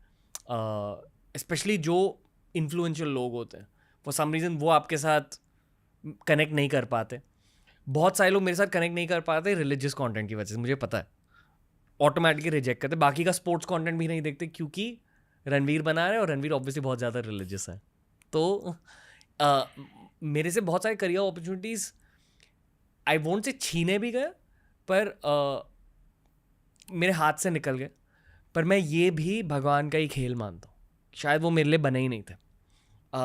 इसलिए मैं अब ऑफलाइन ट्रोलिंग की इतनी ज़्यादा बातें कर रहा हूँ, क्योंकि यहाँ मैं एकदम खुल के बैठ रहा हूँ। देखो आपको एक बात बताओ, पहली चीज़ तो जो आपका होगा वो आपसे कभी भी दुनिया का कोई भी आदमी छीन नहीं सकता है। जो आपके लिए भगवान ने बनाया है, चाहे वो करियर हो, चाहे वो अपॉर्चुनिटीज़ हो, या कोई इंसान हो, क्योंकि अक्सर यही इन्हीं चीज़ों से हम लड़ते हैं कि भाई कोई चाहिए था वो छोड़ के चला गया, कोई अपॉर्चुनिटी थी वो चलेगी। मुझे लगता है कि जो चीज़ अपनी होती है वो कभी जाएगी नहीं, और जो चीज़ चली गई वो कभी अपनी थी ही नहीं। अपने माइंड को बस इतना ही थॉट दे के हमको माइंड को एक प्रोसेस करना पड़ता है कि सचमुच ये जो अस्तित्व है, जिसको लोग कहते हैं यूनिवर्सल, जो एक एनर्जीज़ है, हम उसे भगवान बोलते हैं, तो उसने हर एक चीज़ को कहीं ना कहीं आपके लिए पहले से लिखा है। इवन उन्होंने भी लिखा है और आप भी लिख रहे हो, आप जो कर रहे हो। अब मैं मेहनत कर रहा हूँ, कर रही हूँ। अक्सर लोगों को बहुत डाउट हो जाता है कि भाई मेहनत किया एंड देन उसके बाद जैसे आपने कहा अपॉर्चुनिटी आई, उसको कोई और ले गया। नहीं, उससे बड़ी अपॉर्चुनिटी भगवान ने एटलीस्ट आपके लिए कहीं बना रखी है, वो है। और ये जस्ट दिल को तसल्ली देने वाली बात नहीं है, ये सच है। और उस समय ये सोचना चाहिए कि मेरे डिसीज़न से ज़्यादा पावर है भगवान के डिसीज़न में। उनको पता है इसको कब कौन सी चीज़ कहाँ देनी है, इसके लिए कहाँ ज़रूरी है। तो अगर उसने छीना, इसका मतलब है कि कुछ बड़ा देने वाला है या कुछ अच्छा देने वाला। बड़ा इन दी सेंस कि यही नहीं कि अपॉर्चुनिटी बड़ी। कभी कभार ना हमको लगता है कि बहुत चीज़ें मिल रही हैं तो ही भगवान दे रहे हैं। अगर कभी भगवान कुछ चीज़ें आपसे ले भी रहे होते हैं, वापस छीन भी रहे होते हैं, तो ये भी उनका एक वे है कुछ देने का। हो सकता है कि उसके जाने से स्ट्रेस कम हो जाए। कोई आदमी है, वो लाइफ में उसके कारण हमारे लाइफ में बहुत स्ट्रेस है, बहुत परेशान है, वो दूर हो गया। भगवान ने दूर इसलिए किया क्योंकि वो आपका नहीं था और आपको उससे स्ट्रेस मिल रहा था, और ये भगवान देख नहीं पा रहे थे। उनको लगा मेरा बच्चा देखो दिन रात रोता रहता है कि ऐसा हो गया वैसा हो गया। और जो आपका अपना होगा वो सचमुच कभी जाएगा नहीं, और जो मतलबी होगा वो कभी ठहरेगा नहीं। यहाँ ब्रेकअप एडवाइस भी दे रहे हो। हाँ, काम आ जाएगी, ले सकते हो आप थोड़ा थोड़ा, क्योंकि ये तो सबका सिचुएशन है आज के टाइम में। कहीं भी कोई भी रिश्ते में ये वाला लॉजिक काम आएगा ही आएगा। अपॉर्चुनिटीज के साथ भी, अपॉर्चुनिटीज या रिश्ते सेम ही है। सेम ही है। कहीं ना कहीं आप उनसे जुड़े हो, आपको वो चाहिए, आपको अपॉर्चुनिटीज़ चाहिए, आपको लोग चाहिए, आपको रिश्ते चाहिए। बट हर अपॉर्चुनिटी, हर रिश्ता, हर आदमी हमारे लिए नहीं होता है। कुछ चीज़ें छोड़ने के लिए होती हैं। और एक मूर्ति बनाने के लिए उसमें कुछ भी ऐड नहीं करना पड़ता है। उसमें क्या करना पड़ता है, उसमें एक्स्ट्रा निकालना पड़ता है। एक मूर्ति जब भी बनेगी तो पत्थर में से जो एक्स्ट्रा होगा वो निकाल दो तो मूर्ति का शेप लगेगा। कई बार हमारी लाइफ में बहुत सारी चीज़ें एक्स्ट्रा होती है, करियर वाइज भी, रिश्तों के लिए भी। वो एक्स्ट्रा लोग कह लीजिए या एक्स्ट्रा बर्डन कह लीजिए, वो हम जानबूझ के अपने पीठ पे ढोते हैं। तो जस्ट आप कुछ मत करिए, ऐड कुछ मत करिए, आप उसको निकालिए। और वो निकालने का डिसीज़न कभी कभी हमारा नहीं, उसका होता है। तो अगर वो छूट भी रहा है तो आई थिंक, मुझे तो यही लगता है कि ये सोचना चाहिए, मेरे नज़रिए से ज़्यादा दूर का जो नज़रिया है वो उसके पास है। और भगवान कोई आपके दुश्मन नहीं है, भगवान हमारे दोस्त है। वो पता है उनको कि ये गलत कर रहा है या इस चीज़ से परेशान है, इसलिए शायद वो अपॉर्चुनिटी हमसे जा रही है। तो भगवान की मर्जी, वही वाली बात होगी। मैं मानता हूँ कि भगवान हमारे दोस्त हैं, पिता माता सब है। शायद अडल्टहुड में एज 22 के बाद जब करियर स्टार्ट होता है, जब दुनिया देखने को मिलती है जी, इस फेज में मुझे पता चला कि भगवान शायद आपके एग्जामिनर भी है। प्यारे एग्जामिनर। टेस्ट तो लेते हैं। आई फील कि सारे भगवान टेस्ट लेते हैं। ओके, और योर देखो ऑनेस्टली जेन्युइनली मुझे लगता है कि मैं काली माँ, शिवजी, कृष्णा से इक्वल प्यार करता हूँ। पर मैं मानता हूँ कि जब आप एक देवता की उपासना करने लगते हो, उस देवता के पर्सनालिटी के अकॉर्डिंग आपके लाइफ में चेंजेस आते हैं। और ये मैंने मेरे कृष्णा उपासना के फेज़ में सीखा है कि कृष्ण भगवान आपको बहुत एग्जाम्स देते हैं, तोहफे भी देते हैं, रिजल्ट में गिफ्ट भी देते हैं, ट्रॉफीज, सब कुछ। राइट। पर पहले के एग्ज़ाम होता है।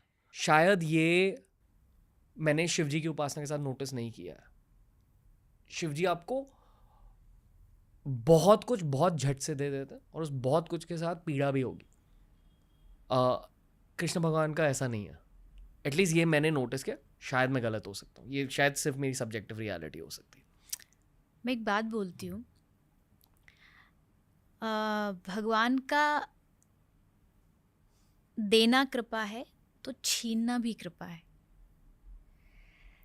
भगवत गीता में भगवान ने अर्जुन को ये बात बोली, आप जो बोल रहे हैं ना एग्जैक्ट वही बात है। अर्जुन ने पूछा, भगवान आप जिससे प्यार करते हो उसके साथ आप क्या करते हो? भगवान ने कहा कि करोमि बंधु विच्छेदम, मेरा जो प्यारा होता है, मैं जिससे प्यार करता हूँ, क्या करता हूँ, मैं उसके अपनों को सबसे पहले उससे दूर करता हूँ। ये कृष्ण के वचन है भगवत गीता के। फिर उसके बाद रिश्ते दूर हो गए। अब वो सोचेगा चलो कोई बात नहीं, रिश्ते ही तो दूर हुए, मैं जो कमा रहा हूँ, मेरी मेहनत, पैसा, ये सब मेरा है। तो भगवान ने कहा हरिष्ये तद्धनम सनई, मैं धीरे धीरे करके उसका धन, उसका जो भी उसने कमाया है, जो कोशिश कर रहा है, वो सब छीन लेता हूँ। तो अर्जुन ने कहा कि आप कोई दुश्मन थोड़ी हो अपने जनों के कि आप ये सब करते हो। भगवान ने कहा दुश्मन नहीं हूँ मैं, पर मुझे पता है जब वो सब जगह से हार जाता है ना, सब जगह से जब उसके रिश्ते सब छूट जाते, तब वो मेरे दरवाजे आता और दोनों हाथ उठा के समर्पित होके, सरेंडर होके कहता, भगवान मैं हार गया, अब तू संभाल, अब तेरी मर्जी। और जब ये वो वर्ड बोलेगा ना कि अब तू संभाल, फिर देखो, फिर वो लगाम जो अर्जुन वाली संभाली ना कृष्ण ने, वो हमारी संभालेंगे। अब निर्णय हमारा है, या तो सब कुछ छोड़ के, छूट करके आप तब भगवान तक जाना चाहते हो, या फिर आप पहले ही समझ जाओ कि मैं भगवान आपका हूँ, आप चाहे मुझे कुछ चीज़ों से दूर करो ना करो, मैं पहले भी आपका था, अभी भी आपका हूँ, आगे भी आपका रहूँगा। तो फिर भगवान को कुछ छीनना ही नहीं पड़ेगा, उनको पता है कि ये मेरा है, मुझे अपना मानता है। तो ये भगवान की एक तरीका है हमारा टेस्ट लेने का। अक्सर ऐसा टेस्ट जब कृष्ण लेंगे कि आपसे सब छीन लिया, तो लोग क्या करेंगे, हमारे धर्म में बड़ी फ्लेक्सिबिलिटी है, अच्छा कृष्ण नहीं काम कर रहा, चलो साइड में हटाओ, अब कोई दूसरा देवता ट्राई करते हैं। बट मुझे नहीं लगता ये प्रेम है। अगर आप कृष्ण से प्रेम करते हो, वो हज़ारों टेस्ट ले, आप तैयार हो उसके लिए, आप कहोगे कि तू लेता रहे परीक्षा, मैं देता रहूँगा, पर मैं तुझसे प्यार करना नहीं छोड़ूंगा। और मैं कहती हूँ कि आप ये कंडीशन भगवानों से ही क्यों रखते हो कि आप मेरी इच्छा पूरी करोगे तो ही मैं आपको प्यार करूँ। अक्सर आज किसी भी मंदिर चले जाइए, आप सिद्धि विनायक जा रहे हैं, आप तिरुपति जा रहे हैं, आप वृंदावन जा रहे, बहुत कम और गिने चुने लोग होंगे जिनको प्यार है इसलिए जा रहे हैं। वो इसलिए जा रहे हैं कि उनके जीवन के कुछ दुख संकट है और उन्होंने कहीं सुना है कि फलाने फलाने मंदिर में जाओगे, 2 नारियल चढ़ाओगे तो तुम्हारे दुख दूर हो जाएंगे। पर मैं मानती हूँ भगवान दुख दूर करने की कोई मशीन नहीं है। भगवान आपके साथ खड़े होंगे दुख में, ये कहेंगे कि तेरा दुख है, तेरा टेस्ट चल रहा है, मैं खड़ा हूँ। जस्ट लाइक एक जो कुम्हार होता है, वो मिट्टी के बर्तन बनाता है, घड़ा बन गया उसका, तो बाहर से उसको बजा बजा के टेस्ट करता है कि कच्चा तो नहीं है, बट भीतर वो उसमें हाथ डाल के उसको सपोर्ट भी देता रहता है कि टूट ना जाए। तो टेस्ट तो कर रहा है, पर वो सपोर्ट भी कर रहा है कि टेस्ट भी मेरा है और सपोर्ट भी मेरी है, दोनों चीज़ करेगा। ऐसे टेस्ट में एक इंसान का फेलियर क्या होता है? फेलियर ये होता है कि जब वो ये सोच ले कि भगवान सिर्फ मेरा टेस्ट ले रहे, साथ नहीं दे रहे। उसको ये सोचना होगा कि साथ दे रहे, या ये कह लीजिए उनको पता है कि आपके कंधे कितना बोझ सह सकते। एग्जाम्पल के लिए, कोई फादर अपने 2 बेटों के साथ मार्केट जा रहा है, एक बड़ा है लगभग 20-22 साल का, एक 4-5 साल 6 साल का बच्चा है, उसके बाद 2 पॉलिथिन है, एक में हैवी सामान है, एक में थोड़ा लाइट है, तो हैवी वाला किसको देगा? जो बड़ा है। क्यों? क्योंकि उसे पता है ये हैवी आइटम, हैवी वेट उठाने के लिए कैपेबल है। जो छोटा होगा उसको नहीं देगा, ये उसकी समझदारी है। तो अगर भगवान हमारा टेस्ट ले रहे हैं या हमारे कंधों पे कोई बोझ डाल रहे हैं, तो ही नोज कि ये इसके लिए कैपेबल है। कैपेसिटी से ज़्यादा कभी भी भगवान आपके कंधे पे बोझ नहीं डाल सकते। उनका ये तरीका है, प्यार करने का उनका तरीका है कि एक टाइम जा कर के, क्योंकि बिना जीवन में जब तक कोई हार्ड टाइम नहीं आए ना, तो आदमी लाइफ की सच्चाई को नहीं समझ पाता है। इसलिए हार्ड टाइम ज़रूरी है, और इसलिए भगवान दे रहे हैं उसको ये हार्ड टाइम, ताकि इससे उसके कंधे मजबूत हो। मेरी नज़रिए से अगर आप ये मानते हो कि टेस्ट चल रहा है, पर तू कितने भी टेस्ट ले ले, मैं तो नहीं छोड़ना तेरा पीछा, मैं तो पकड़ के पीछे बैठा हूँ, छोटा सा बच्चा हूँ। ये भी एक मुझे लगता है कि भगवान के सामने थोड़ा ना बच्चे जैसा बिहेव करना चाहिए, बालकपन जैसा, क्योंकि बच्चा कितनी भी गलतियाँ करे माँ बाप माफ़ कर देते हैं, एक इनोसेंस उसमें होता है। तो वैसा अगर आप बिहेव करोगे भगवान के सामने, तो भगवान जल्दी थोड़ा माफ़ कर देते हैं। हम क्या करते हैं, हमको इतना ज़्यादा मैच्योर बनने की आदत हो गई है दुनिया के सामने कि हम भगवान के सामने भी वही मैच्योरिटी दिखाते हैं, बट हम हैं नहीं, हमें बहुत गलतियाँ हैं। तो भगवान के सामने जाके कह देना चाहिए कि गलत हैं तो हैं, तुमको ऐसे ही एक्सेप्ट करना पड़ेगा हम जैसे हैं। तो फिर भगवान आसानी से माफ़ कर देते हैं और एक्सेप्ट भी करते हैं। जब आप पूजा करने बैठते हो, आप हर दिन पूजा करने बैठते हो जी, कितनी देर के लिए? मैं एक बात हमेशा कहती हूँ, मैं पूजा नहीं करती, मैं भगवान से प्रेम करती हूँ। पूजा का मेरा टाइम टेबल सिस्टम ऊपर नीचे हो सकता है। कोशिश कितनी होती? कोशिश देखो, मेरा जो संप्रदाय है वो है गौड़िया चैतन्य महाप्रभु की संप्रदाय है। हमारी संप्रदाय में विशेषकर दिया जाता है, मोर देन पूजा से आपको चैंटिंग करनी होती है, जाप करनी होती है। तो मेरे दिन की शुरुआत इतना तो ज़रूर है कि आधा एक घंटे के लिए जिस हमारे घर भगवान की विग्रह है, मूर्ति है राधा कृष्ण, उसको हम रोज़ स्नान कराते हैं, वस्त्र बदलते हैं, उनकी सेवा करते हैं। फिर होती है नाम जाप, हरे कृष्ण महामंत्र, उसकी चैंटिंग होती है। मॉर्निंग में अगर आपको कहीं जल्दी जाना होता है तो आप थोड़ा सा 2-3 माला करके रख देते हैं। अगर आपको नहीं जाना होता है तो एटलीस्ट हमारी संप्रदाय में कहते हैं आपको डेली बेसिस पे 16 राउंड्स इज़ मिनिमम। ये कोई ये नहीं कि 16 राउंड्स कर लिया तो इनफ हो गया, बैग माला का टांग के रख दिया, ऐसा नहीं। फिर पूरा दिन भी जो मेरा रहता है उसमें मेरी माला हमेशा साथ रहती है। इवन जैसे भी मैं अब पॉडकास्ट में हूँ तो मेरी माला मेरे साथ रहेगी, जैसे टाइम मिला माला किया, या कई बार ऐसा भी होता है टाइम नहीं भी मिला फिर भी मेरे पास हाथ में माला रहती है। कई लोग मुझसे क्वेश्चन करते, मेरे घर वाले भी करते कि तुम जहाँ जा रही हो वहाँ तो माला कोई काम नहीं है, तो फिर वहाँ क्या काम? मुझे लगता है कि वो मेरे हाथ में रहनी चाहिए, वो मुझे एक पावर देती है। जैसे मेरे पास मेरे पॉकेट में 5,000 रुपये हैं, भले मैं खर्च ना करूं बट एटलीस्ट मुझे पता है मेरे पास, ज़रूरत पड़ी तो दे सकती हूँ, तो वो मुझे पावर देती है। इसलिए मेरा पूजा का घंटा निश्चित नहीं है कि इतने ही घंटे में पूजा करूँगी या इतना ही टाइम में पूजा करूँगी। मैं पूरा दिन जब जहाँ मौका मिलता है मैं भगवान का नाम जाप करती हूँ। मेरा सवाल ये है जी कि आपके प्रार्थना करने के वक्त हर किसी का एक पीक मोमेंट होता है नहीं, जहाँ प्रार्थना बहुत डीप चली जाती है।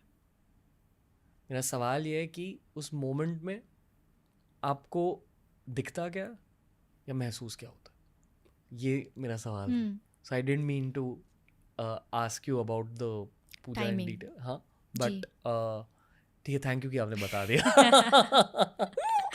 ये इससे मैंने सीखा। पर अब बताइए कि पीक मोमेंट पे क्या दिखता है और क्या महसूस होता है? जो मैं बोलती हूँ भगवान की लीलाएं, भगवान की कथाएं, या जो मैंने बचपन से सुनी है, या जो वृंदावन में जन्म लेने के कारण मैंने देखी है, जिसमें बहुत सारी लीलाएं, लाइक भगवान राधा कृष्ण की बहुत सारी डीप वाली जो लीलाएं हैं ना, एकदम जो इसको हमारे अध्यात्म की भाषा में कहते हैं निकुंज लीला। निकुंज मतलब भगवान का एक जगह है जहाँ भगवान लीला करते, निकुंज है मतलब बहुत सारा वन है, पूरा वातावरण वहाँ का बहुत शुद्ध है, बहुत सारे पक्षी हैं आसपास, यमुना जी बह रही, उसको निकुंज बोलते हैं, भगवान का निकुंज। तो वहाँ पे भगवान कृष्ण की, राधा रानी की, गोपियों की अलग अलग लीलाएं होती हैं। इवन हमारे संप्रदाय में ध्यान के लिए नहीं बोला जाता है, हम ध्यान भी करते हैं तो उसको हम चिंतन बोलते हैं, क्योंकि ध्यान मेडिटेशन इज़ कि आपको एक निर्गुण है, एक फॉर्मलेस ईश्वर भगवान जो भी आपका एनर्जी, उसको आपको देखना होता है। बट आई फील कि हमारा मन जो है ना वो बहुत कलरफुल है, जॉयफुल है, उसको कुछ अट्रैक्ट करने के लिए कुछ चाहिए, कोई स्टोरी चाहिए, कोई पिक्चर चाहिए, कोई फॉर्म चाहिए। तो वो फॉर्म, वो पिक्चर, वो स्टोरी, वो लीला मुझे भगवान श्री कृष्ण की लीलाओं से मिलती है। लाइक अगर आज मेरा मन है कि आज मुझे भगवान की जो भगवान ने गिरिराज उठाए एक उंगली पे, वो लीला सोचनी है, उसका चिंतन करना है, तो आज मैं वो चिंतन करूँगी। आज के दिन का मेरा जो टॉपिक होगा विचार करने का, वो भगवान कृष्ण की वो लीला होगी। आज मेरा मन करा भगवान की महारास लीला, जो वन ऑफ द भगवान की सबसे प्योर और शुद्ध लीला है, महारास लीला, मैं वो सोचूंगी।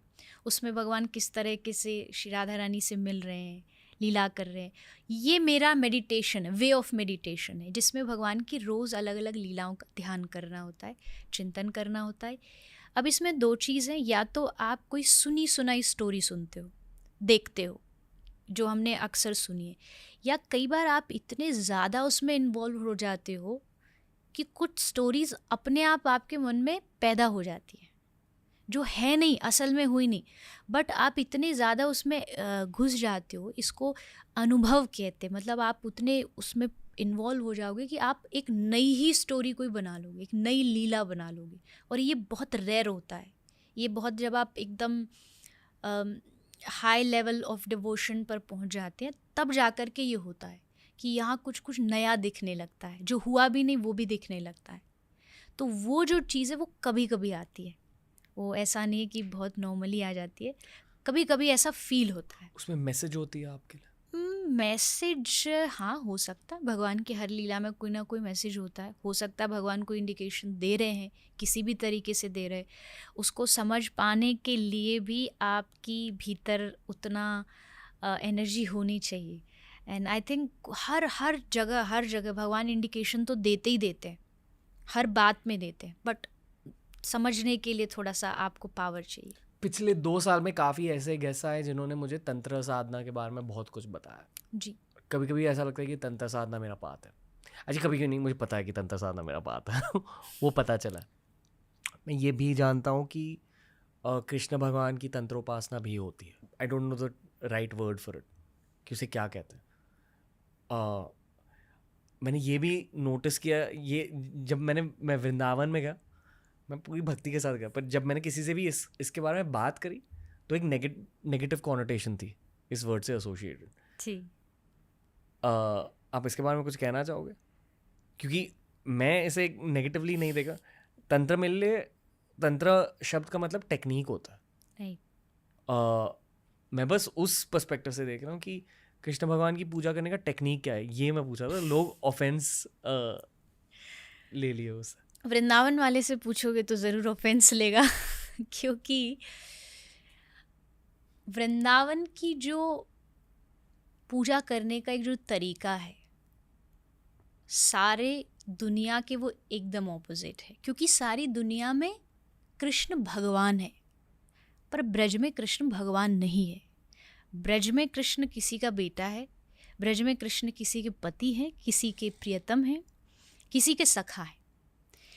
इसलिए वो जो भगवान वाला जो एक नज़रिया है वो ब्रज में कभी एंटर करता ही नहीं है। आप किसी के भी दिमाग में भरो, यही रीज़न है कि वहाँ कृष्ण को लोग गाली भी दे देते हैं। क्यों? क्योंकि वो यार है भाई, हम तो बोल सकते हैं, हमारा दोस्त है। वृंदावन की जो पूजा है वो बहुत अलग है। उसको समझने के लिए या तो जो वृंदावन के उस रस को जानता है उसमें आपको घुसना पड़ेगा, और जाना पड़ेगा। और आई थिंक वो एक ऐसी उपासना है, आज ब्रज के जो अच्छे अच्छे संत वृंदावन में रहते हैं ना, उन्होंने सब खोजा। वो हिमालय में गए, वो साधना किए, वो बनारस के घाटों पे जाके कई कई दिनों तक भूखे तप किए, साधना किए, ब्रज में आए और ब्रज में आके अटक गए। यहाँ से वो आगे बढ़ नहीं पाए। क्यों? क्योंकि उन्होंने डीपली ब्रज के रस को जाना। देखिए, कृष्ण भगवान रूप में उतना अच्छा सुंदर नहीं है जितना वो अपना प्रियतम रूप में, अपना सखा रूप में जितना वो प्यार देता है ना, उतना भगवान रूप में नहीं देगा। ब्रज में एक उद्धव जी थे, वो बहुत ज़्यादा ज्ञानी थे, या ये कह लीजिए उन्होंने बहुत वेद पढ़े थे, शास्त्र पढ़े थे, सब कुछ जाना था, पर उन्होंने प्रेम की शिक्षा नहीं जानी। प्रेम क्या होता है? तो भगवान श्री कृष्ण के मन में आया कि ये तो रूखा की रूखा ही रह जाएगा, इसने सब कुछ पढ़ लिया पर इसने प्रेम नहीं पढ़ा, इसने प्रेम को नहीं जाना। तो भगवान कृष्ण उसको वृंदावन भेजा, जा गोपियों से सीख के आ। वो आए, उन्होंने गोपियों से कहा कि वही जो आप कह रहे हैं, ध्यान करो।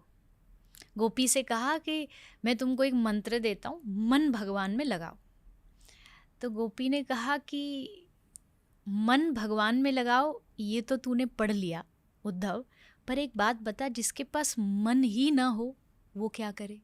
वो क्या मेडिटेशन करेगा? क्योंकि मेडिटेशन के लिए तो मन चाहिए। तो उद्धव ने पूछा, ऐसा हो सकता है क्या कि किसी के पास मन ना हो? गोपी कहती है, हो सकता है, क्योंकि हमारे पास नहीं है। उद्धव ने कहा, ऐसा हो ही नहीं सकता, भगवान ने सबको मन दिया है, जन्म के साथ मिलता ही मिलता है। गोपी ने कहा, हाँ हमारे पास था, अब नहीं है। अब कहाँ चला गया? बोले, जब कृष्ण ब्रज छोड़ के गया तो हमारे मन को अपने साथ ले गया। अब ऊधो मन ना भये 10-20, एक पद है ये, ब्रज में गाते, ऊधो मन ना भये 10-20, एक हतो सो गयो श्याम संग, को आराधे ईश। मतलब तेरा जो ईश्वर है उसको मन में रखे कहाँ, जब मन ही नहीं है, मन को कृष्ण ले गए। अब आप सोचो, जो मन तक को भी भगवान को दे देता हो, आप उस व्यक्ति से अगर तंत्र मंत्र की बातें पूछोगे वो नहीं बता सकता, या वो यही कहेगा। नारद जी ने आके गोपियों से कहा, गोपी मैं तुमको कोई एक मंत्र देता हूँ जिसको आंख बंद करके ऐसे तुम यमुना जी के घाट पे बैठो, इससे परमात्मा, ईश्वर, भगवान तुम्हारे मन में आ जाएगा। तो गोपी हंसने लगी। गोपी ने कहा, हमको ऐसा मंत्र नहीं चाहिए जिससे मन में भगवान आ जाए, हमें ऐसा चाहिए, ऐसा मंत्र बताओ जिससे मन से कृष्ण निकल जाए, क्योंकि ये जा ही नहीं रहा, ये हमारे रोम रोम में बैठा हुआ है। हम काम भी करती हैं तो हमको हर जगह कृष्ण दिखता है, कोई ऐसा मंत्र बताओ जो भागे जीवन से। तो ये ब्रज का प्रेम है। इस ब्रज के प्रेम में सच में जादू, तंत्र, मंत्र, साधना, ये शायद हम ब्रज वालों को समझ आती नहीं है। आई एम नॉट सेइंग कि ये चीज़ें होती नहीं, होती होंगी, पर कृष्ण ने ऐसा बना दिया है ब्रज को, या वृंदावन को, या वृंदावन के लोगों को। वहाँ का एक ही साधना है, कृष्ण बोलो और रोते रहो। ये हमारी साधना है। कोई हमसे पूछे तुम ब्रजवासियों का मंत्र क्या है, राधा राधा कहना, ये हमारा मंत्र है। और उनके लिए रोना, क्योंकि मुझे लगता है दुनिया का टॉप मोस्ट जो इमोशन है वो है जब आप भगवान के सामने रोते हो, आप उनके याद में रोते हो, उनके लिए रोते हो। और यही प्रेम होता है। जब आपकी किसी ने कहा कि मोह और प्रेम में क्या फ़र्क है, तो उत्तर देते हैं कि जब किसी से कुछ दिन बाद मन भर जाए वो मोह है, पर किसी को देखकर मन भराए वो प्रेम है। किसी के शरीर के लिए आकर्षण हो वो मोह है, पर किसी के लिए मन से समर्पण हो वो प्रेम है। आप किसी से सम्मान चाहो वो मोह है, पर आप सम्मान दो वो प्रेम है। आप तू मेरा है सिर्फ यही बोलोगे तो ये मोह है, और मैं सिर्फ तुम्हारा हूँ ये प्रेम है। तो मुझे लगता है हमारे ब्रज में, अगर जैसा आपने कहा कि थोड़ा सा लोग इसको नेगेटिव लेते हैं उसका रीज़न बस इतना ही है कि हम लोग बस प्रेम करना जानते हैं। हम लोग बस कृष्ण और श्री राधा रानी का नाम लेते, ना हमें कोई साधना जाननी है, ना हमें कोई भविष्य जानना है। हम बस उनका नाम लें और बस दिन रात उनको याद करें, ये हमारी उपासना है। ऑडियंस को बस ये कहना चाहूँगा कि वृंदावन जाइए। हाँ, आप समझोगे कि वृंदावन क्या चीज़ है। एक और बोनस पॉइंट है, मैं एक मंदिर को लेकर थोड़ा पार्शल हूँ वृंदावन में, क्योंकि मुझे कुछ एक्सपीरियंस हुआ वहाँ। एक्सपीरियंस क्या हुआ ये नहीं बताऊँगा, पर वो उस मंदिर का नाम है राधा रमन। अरे वाह, बहुत तो बहुत अच्छी जगह, बहुत अच्छा स्थान, वहाँ जाइए। वहाँ जाना चाहिए। मोस्टली लोग, कुछ लोग जो नहीं जानते तो शायद नहीं जा पाते, बट राधा रमन जी ब्रज के लाडले ठाकुर में से एक है, लाडले वाले, क्योंकि वो बाल रूप में है। और राधा रमन जी की आपने बात किया, तो राधा रमन जी इसलिए भी क्योंकि और जितने भी भगवान हैं वो ब्रज से बाहर कभी ना कभी गए हैं। जैसे बिहारी जी भी एक बार ब्रज से बाहर गए थे जब मुगलों का राज था, शासन था। राधा रमन जी कभी नहीं गए ब्रज को छोड़ के, और उनकी दिव्यता ही अलग है, क्योंकि वो शालिग्राम से प्रकट हुए हैं राधा रमन जी। तो बहुत सुंदर स्थान है वहाँ, जो भी वृंदावन जाए ज़रूर जाना चाहिए, दर्शन करना चाहिए। जयपुर में कौन सा? गोविंद देव जी, गोविंद देव। वो वृंदावन के ही भगवान हैं, मूर्ति वृंदावन की है। पर जब मुग़ल शासक आए, मंदिरों को तोड़ने लगे, तो उस समय राजा मान सिंह ने बहुत सारी मूर्तियों को सेफ्टी के हिसाब से दूसरी जगह भेजा, तो वो जयपुर ले आए गोविंद देव जी को। एक और वृंदावन के भगवान है मदन मोहन जी, सबसे पुराना मंदिर वही है। उसके जो भगवान है वो भी राजस्थान में करौली जगह है, तो वो वहाँ पर शिफ्ट कर दिए गए, तो वहाँ उनकी पूजा होती है। राधा रमन जी क्यों रह गए? राधा रमन जी का मुझे लगता है, हम कहते राधा रमन जी पक्के ब्रजवासी हैं, और कई ऐसे ब्रज के लोग हैं जो ब्रज से बाहर जाते नहीं। आज भी हमारे ब्रज में से बहुत सारे संत हैं, उनका संकल्प है वो ब्रज के बॉर्डर बाउंड्री को क्रॉस नहीं करते, वो हमेशा उसके अंदर। इवन उनका तबीयत कितनी भी ख़राब हो जाए, डॉक्टर बुलाते हैं, बट वो ब्रज से बाहर नहीं जाते। तो आई थिंक राधा रमन जी भी उन्हीं पक्के ब्रजवासियों में से एक है कि मैं इससे बाहर जाऊंगा नहीं, क्योंकि ब्रज से ठाकुर जी को बहुत प्यार है। एक पद में हम गाते हैं ब्रज के लोग, नारायण दास जी का वो पद है, उसमें लिखा है कि यद्यपि मिले कोटिक चिंतामणि, हरिहु को न निहार, रेमन वृंदा विपिन विहार। मतलब उसमें ये लिखते हैं कि ब्रज के बाहर, ब्रज की बाउंड्री के बाहर अगर कृष्ण खड़ा है और वो कह रहा है कि यहाँ आ जाओ, मैं इस तरफ मिलूँगा, तो भी तुम ब्रज से बाहर जाना नहीं, क्योंकि हमको वही कृष्ण चाहिए जो ब्रज वाला कृष्ण। क्योंकि ब्रज से बाहर जाते ही कृष्ण में थोड़ा सा एक राजा वाला फील आ जाता है, क्योंकि वो मथुरा में भी राजकुमार थे, द्वारिका में भी वो राजा बने, बट ब्रज वाला जो कृष्ण है वो बहुत ईजी है, वो सबके साथ खेलेगा, बातें करेगा। तो हमको वही कृष्ण चाहिए जो वृंदावन वाला है। वृंदावन से बाहर अगर कृष्ण मिल भी जाएगा तो हम देखेंगे नहीं उसको। ये प्यार है लोगों का अपने वृंदावन के लिए और अपने ठाकुर जी के लिए। okay. मुझे याद भी नहीं कि गुस्से की फीलिंग क्या होती है। और बस यही था आज का एपिसोड। आई होप एपिसोड के बाद भी आपके मन में यही कृष्ण वृंदावन चलता रहे, और फर्स्ट यहाँ से जाके आप प्लान बनाएं कि अब मुझे वृंदावन जाना है। मैं वृंदावन जाऊंगा, क्योंकि जब मैं इस बार गया अक्टूबर में, जब मैं वृंदावन से लौटा तब दिमाग में बहुत सारे सवाल थे, तो मैंने सोचा कि इन सवालों का जवाब ढूंढकर फिर लौटूंगा। या वो ट्राई कि अगर आप वृंदावन आते हैं और अगर मैं वहाँ पर हूँ, आप हम मिले, और आपको दो वृंदावन है। दो वृंदावन मीन्स एक वो है जिसको लोग देखने जाते हैं, एक वो वृंदावन है जिसको दिखाया जाता है, जो देखना पड़ता है। Not just concrete building lights, ये सब देखना, ये वृंदावन नहीं है। एक वृंदावन ऐसा छुपा वृंदावन है जो या तो जो वहाँ रहते हैं उनको थोड़ा नॉलेज है कि यहाँ क्या हुआ, कैसे हुआ, और कुछ कुछ ऐसी जगह जहाँ फीलिंग आती है। मैं वृंदावन में रहती हूँ, ब्रज में रहती हूँ, बट कभी कभी होता है कि देखो थोड़ा सा बिल्डिंगें बन गई है, थोड़ा सा एक आता ही है, हर जगह आया, ये तीर्थों में भी आया है, बट अभी भी ऐसी जगह है जहाँ जाके फील होता है कि सचमुच यहाँ कृष्ण गैया चराते होंगे।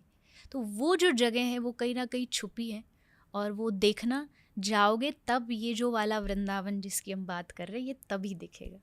आई होप नेक्स्ट ट्रिप जब भी आपकी होगी तो आपको असल वृंदावन का दर्शन हो। तो थैंक यू देवी जी, बहुत ज़्यादा सीखा आपसे, तो very grateful to you. And definitely आपसे फिर से बात करनी है। जी, thank you for having me. आगे भी हम ऐसी बातें, ऐसी वृंदावन ठाकुर जी अपने जीवन सबसे जुड़ी बातें लोग तक पहुंचाएं आपके और सबके थ्रू। तो मुझे भी बहुत अच्छा लगा। आई होप जल्दी फिर बात करेंगे। Thank you. ठीक है, तो दोस्तों ये था आज का धार्मिक स्पेशल। बताइए एपिसोड कैसा लगा, फीडबैक दीजिए and as usual guest recommendations भेजिए। हमने बहुत सारे सनातन धर्म से रिलेटेड एपिसोड्स क्रिएट करे हैं। I personally would also suggest हमारे तंत्र एपिसोड्स भी चेकआउट करें, वो एक अलग स्कूल ऑफ थॉट होती है। वैसे हमारे सारे सनातन धर्म के एपिसोड्स हम लिंक कर देंगे नीचे। बाकी TRS एपिसोड्स भी देखिए, उनसे सीखिए।